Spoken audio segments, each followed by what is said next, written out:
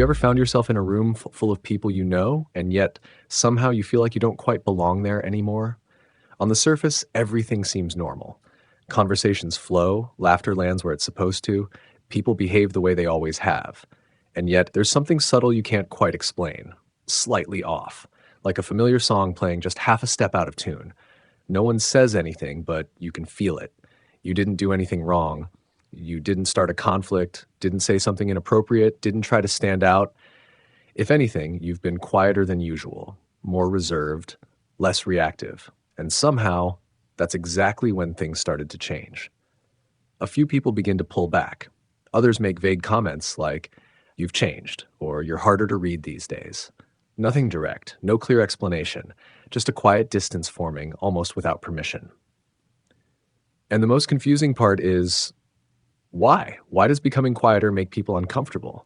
Why does doing less seem to create more tension? Most people will tell you it's a communication issue, that you should open up more, speak more, be more engaging. But what almost no one tells you is this: your silence isn't the problem. The problem is what your silence makes other people feel.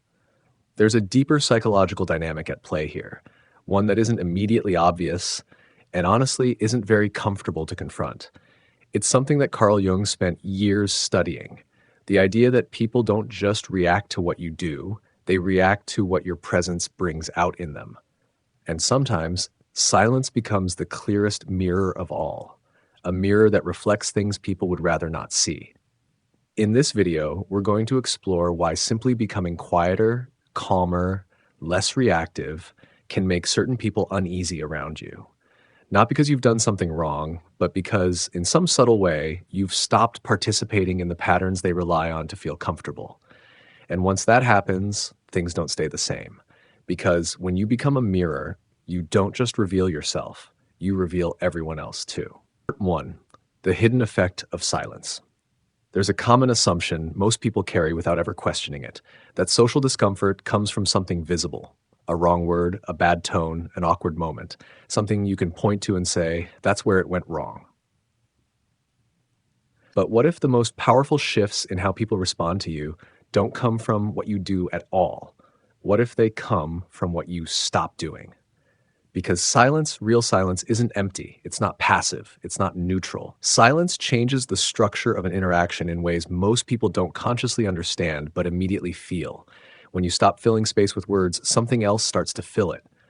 Awareness, tension, projection. Think about how most conversations actually work. Beneath the surface, there's a rhythm people rely on. Someone speaks, someone responds, someone shares, someone validates, someone jokes, someone laughs. It's predictable, comfortable, almost scripted. And that script matters more than people realize, because it's not just about communication, it's about regulation. These patterns help people manage how they're seen, how they feel, and how much of themselves they reveal.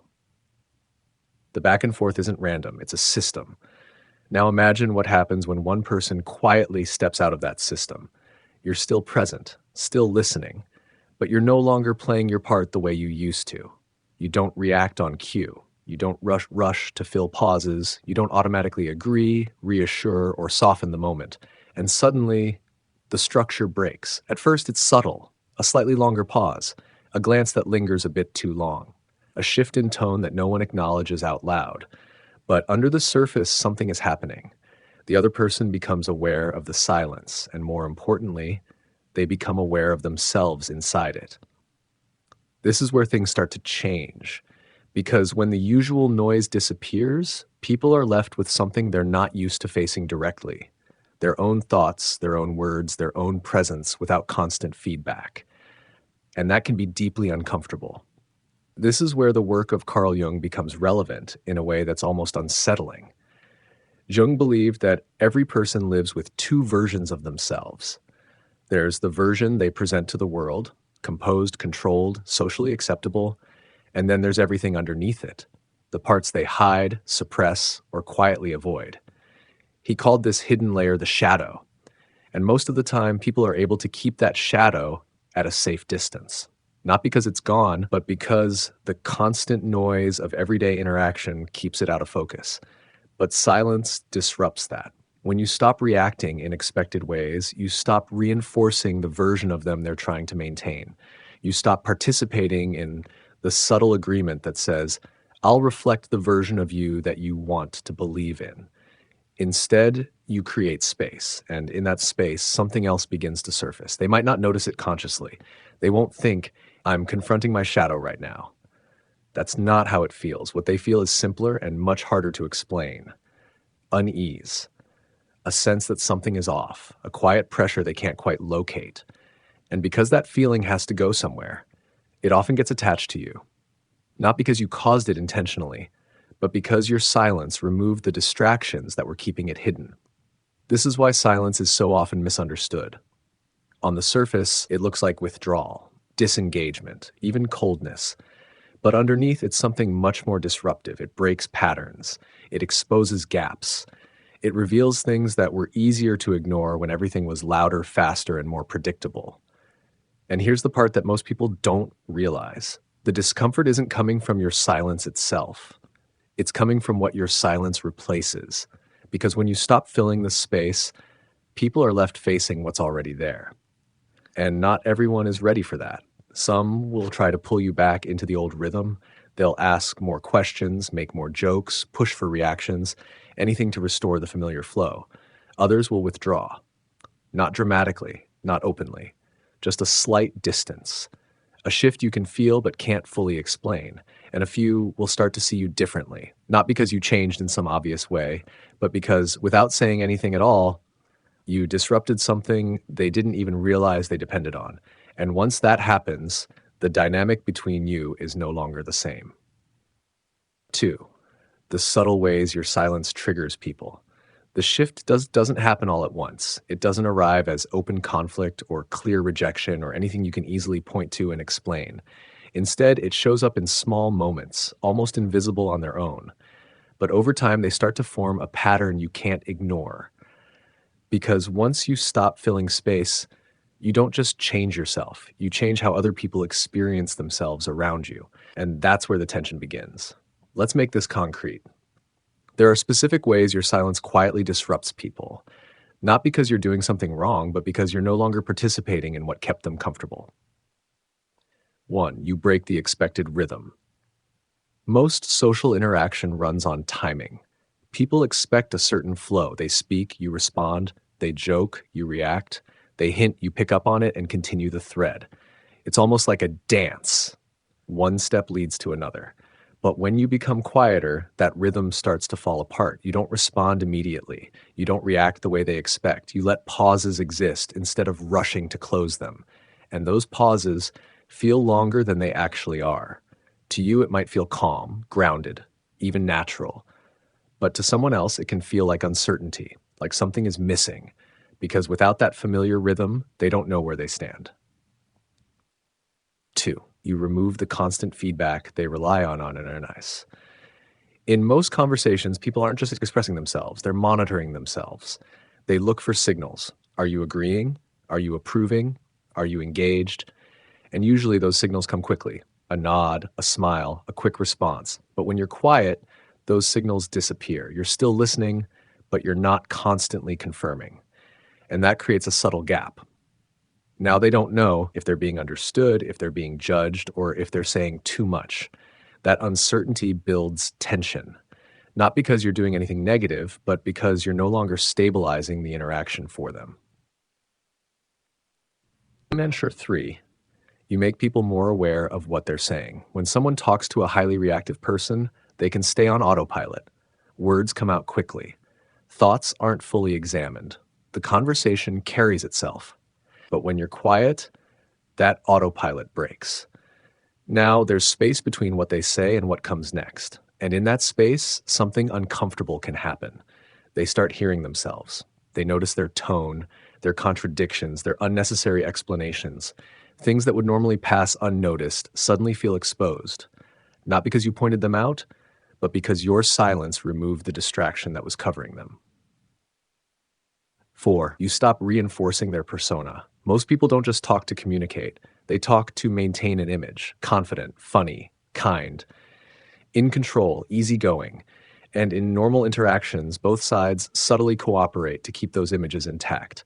You laugh at the right moments, you agree when it's convenient, you smooth over awkwardness. But when you become quieter, you stop actively reinforcing that image.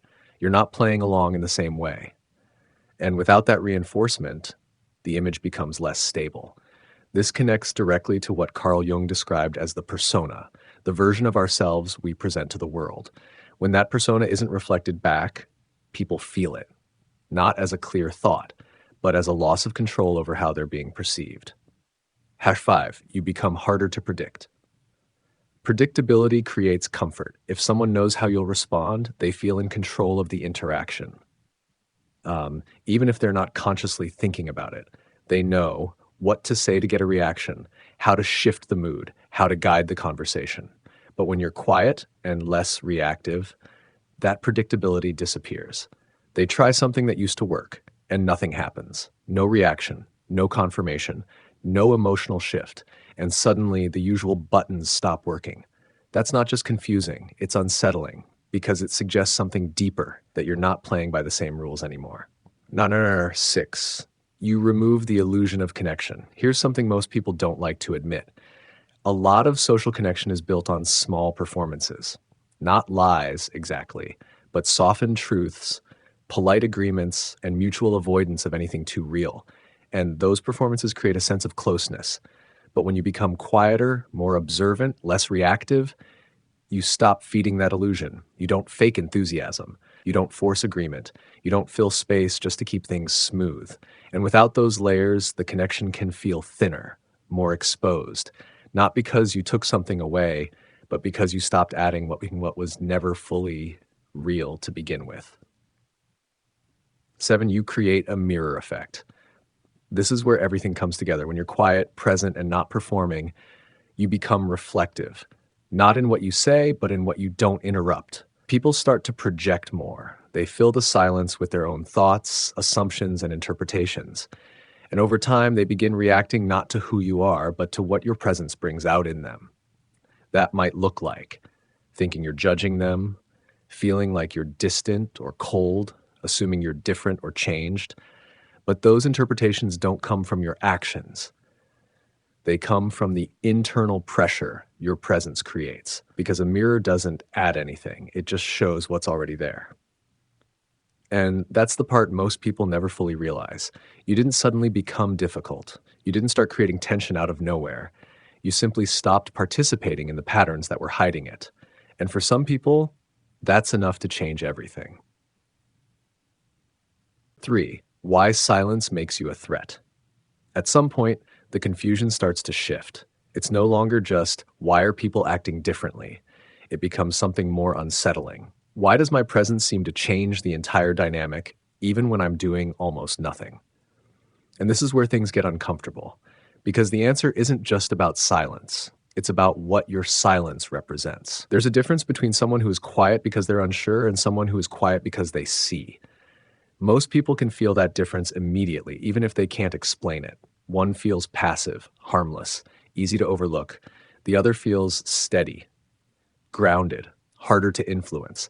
And that second kind of silence, that's the one that changes how people respond to you. Because when you stop reacting automatically, something else becomes visible. You start noticing patterns, not in an analytical, overthinking way, but in a quiet, almost intuitive sense. You see the gap between what people say and what they mean, the way conversations subtly shift depending on who's in the room, the moments where someone is performing rather than being genuine. And when you see those patterns clearly, you stop responding to the surface. You stop playing along in the same way, not out of defiance, not to prove a point, but because it no longer feels natural. From your perspective, this feels like growth. You're calmer, more selective, less reactive. But from the outside, it can feel like something very different. It can feel like exposure. Imagine someone who has spent years carefully managing how they're perceived.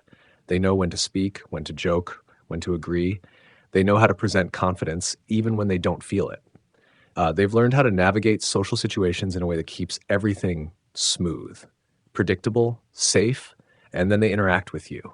Someone who doesn't immediately respond, who doesn't mirror their energy automatically, who doesn't validate every signal they send, and suddenly the system they rely on stops working the same way. This is where a subtle psychological shift happens.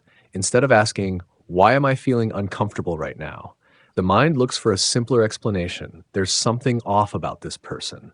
And just like that, the discomfort gets projected outward. This is what Carl Jung described as projection, not a conscious decision, not a deliberate judgment, but an automatic redirection of internal discomfort. Instead of confronting what your presence brings up, they attach that feeling to you. You become distant, cold, hard to read, even intimidating. Not because you changed in some dramatic way, but because you stopped making it easy for them to stay comfortable. And here's the part that's easy to misunderstand. You don't have to say anything to trigger this. You don't have to call anyone out. You don't have to expose anything directly. Your presence alone can be enough because what people react to isn't your behavior. It's the possibility that you see more than you say. That possibility changes everything. It introduces a kind of uncertainty that most people aren't used to handling. If they feel seen but not confirmed, if they feel understood but not validated, if they sense awareness but no clear reaction, they don't know how to position themselves anymore. And when people lose that sense of positioning, they lose control. Not in a dramatic, obvious way, but in a subtle, internal way that feels unsettling. This is why awareness can feel threatening, not because it's aggressive, but because it's quiet and undeniable. It doesn't argue. It doesn't explain. It just is. And for someone who depends on surface level interactions to feel stable, that kind of presence creates pressure. Pressure to be more real than they're used to. Pressure to confront things they've been avoiding. Pressure to drop the performance, even if just for a moment. Some people respond to that pressure by leaning in. They become more open, more honest, more curious. Those are the people who feel drawn to you. But others, they move away. Not always consciously, not always intentionally, but consistently. Because being around you requires something they're not ready to give. And this is where the misunderstanding deepens. From the outside, it looks like you've changed, that you've become distant, detached, maybe even arrogant. But internally, what's really happening is much simpler. You're no longer participating in things that once felt normal. You're no longer reacting in ways that keep everything smooth. You're no longer maintaining dynamics that depend on you staying predictable. And when you step out of that role, the entire system adjusts around you. Some connections weaken, some dynamics dissolve, some people redefine who you are just to make sense of how they feel. Not because you became someone difficult, but because you became someone harder to influence. And once that shift happens, there's no easy way to go back. Because awareness doesn't just change how you see others, it changes how others experience you. And for certain people, that change will always feel like a threat, even if you never say a word. 4. What happens when you stop playing along? At this point, the pattern becomes impossible to ignore. People don't respond to you the way they used to. Certain conversations feel strained, some relationships begin to shift or quietly fade. And the natural instinct, almost automatic, is to ask, did I do something wrong? Because that's how most of us are conditioned to interpret distance. If something changes, it must be something we caused. If someone pulls away, it must be something we need to fix. So you start adjusting. You speak a little more, you soften your tone, you add reactions where they don't feel natural. You try to bring things back to how they were, and sometimes it works, at least on the surface. The conversations flow again, the tension eases, the familiar rhythm returns, but something else happens too. Something quieter. You feel it, a kind of internal friction. Because now you're not just interacting, you're performing. This is the part that's hardest to admit, not because it's complicated, but because it's uncomfortable. When you start forcing yourself back into old patterns just to keep others comfortable, you begin to move away from yourself. Not dramatically, not all at once, but in small, subtle ways. You say things you don't fully mean. You laugh when nothing is funny. You respond out of habit, not intention. And over time, that gap between who you are and how you show up starts to grow. This is exactly the tension that Carl Jung warned about when he talked about the persona. The persona isn't fake in the obvious sense. It's functional, necessary even, But when it becomes something you rely on to maintain every interaction, it stops being a tool. It becomes a mask you can't easily take off. And here's where the real cost appears, because maintaining that mask requires energy. Constant, subtle, unending energy. You have to monitor yourself, adjust your tone, predict reactions, smooth out moments before they become uncomfortable. And when you're doing that all the time, you don't just get tired, you get disconnected. Disconnected from your own reactions, from your own instincts, from the version of yourself that doesn't need to calculate every move. And ironically, the more you try to preserve connection with others, the more you lose connection with yourself. This is why going back doesn't actually solve the problem. It only delays it, because the discomfort you were trying to avoid, the tension, the distance, the subtle unease, wasn't created by your silence alone.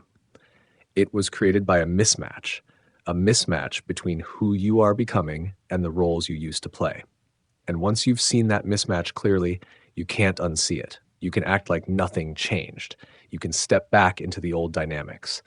You can say all the right things at the right time, but it won't feel the same because now you're aware of what's underneath.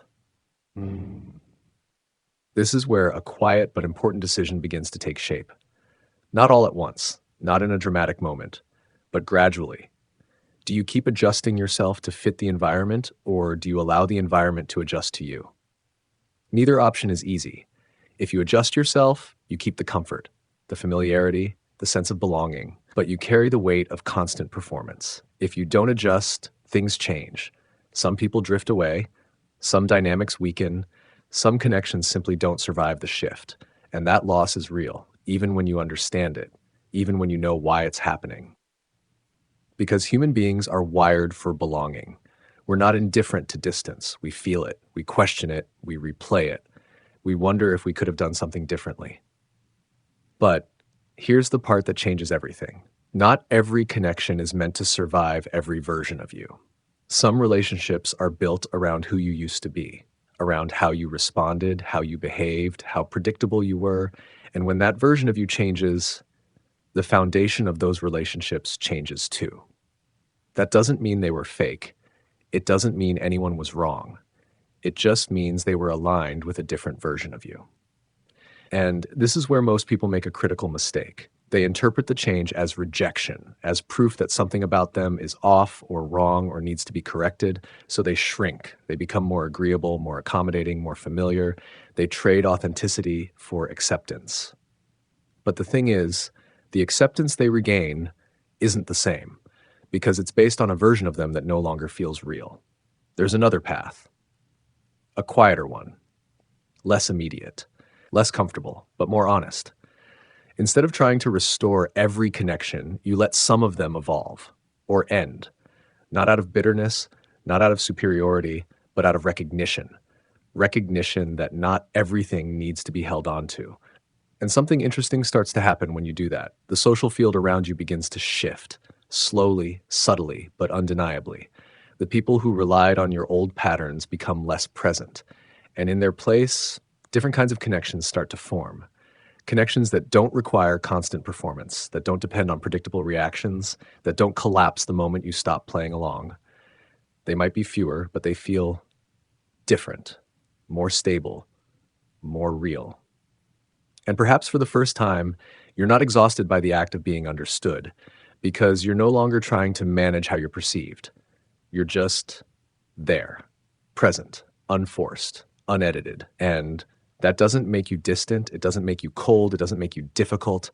It makes you something else entirely, something that not everyone will understand, but the right people will recognize immediately. 5. What you do with this changes everything. Understanding this dynamic doesn't immediately make it easier. It doesn't suddenly remove the tension. It doesn't stop people from reacting, and it definitely doesn't make distance feel painless. But it does something far more important.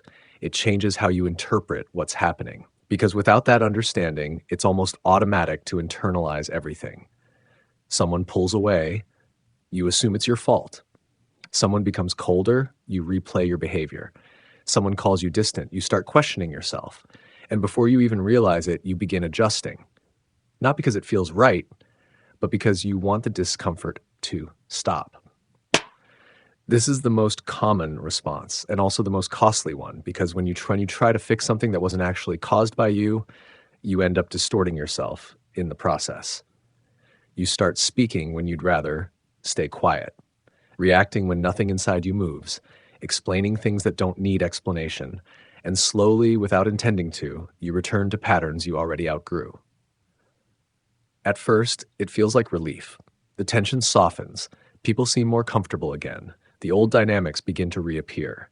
But there's a hidden trade-off because the version of you that fits back into those dynamics isn't fully real anymore.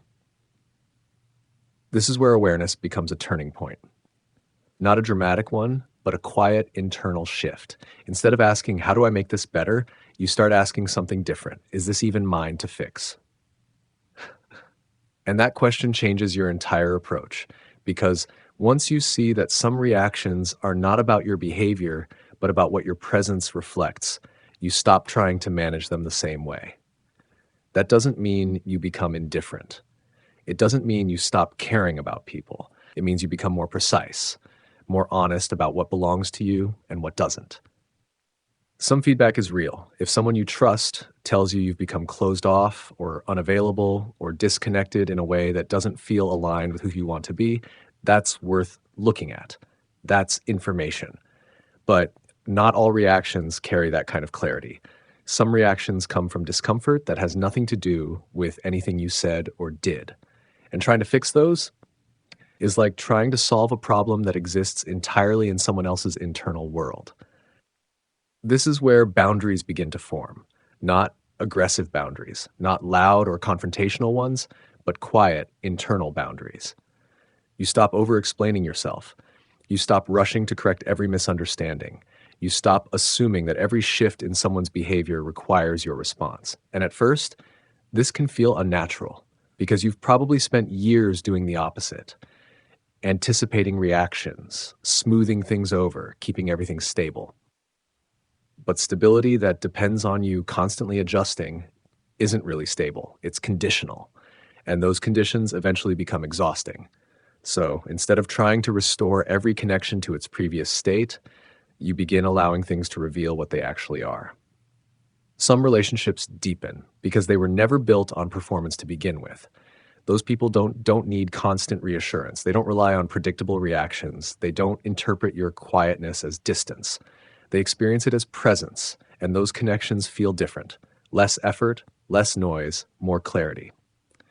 Others begin to fade, not dramatically, not with conflict or confrontation, just a gradual decrease in energy, in engagement, in mutual understanding. And that's the part that can still hurt, even when you understand it, even when you know it's not something you caused. Because it's not just about losing people, it's about losing versions of your life that once felt normal, familiar, safe. But here's the deeper shift that happens when you don't resist it. You stop measuring your value by how comfortable you make others feel. This is subtle, but powerful. Because for a long time, comfort might have been your currency. Being easy to talk to, easy to be around, easy to understand. And there's nothing wrong with that until it comes at the cost of being real. When you step out of that role, some people won't know how to relate to you anymore because the version of you they understood no longer operates the same way. But others will, and they'll recognize something immediately. Not because you explained it, not because you tried to prove anything, but because they feel the same shift in themselves. They're not looking for performance. They're not depending on constant validation. They're not trying to control how they're perceived every second. And around those people, your silence doesn't create tension, it creates space. Space where nothing has to be forced, where conversation doesn't need to be filled, where presence is enough. And over time, that becomes the new baseline. Not perfect. Not always comfortable, but real.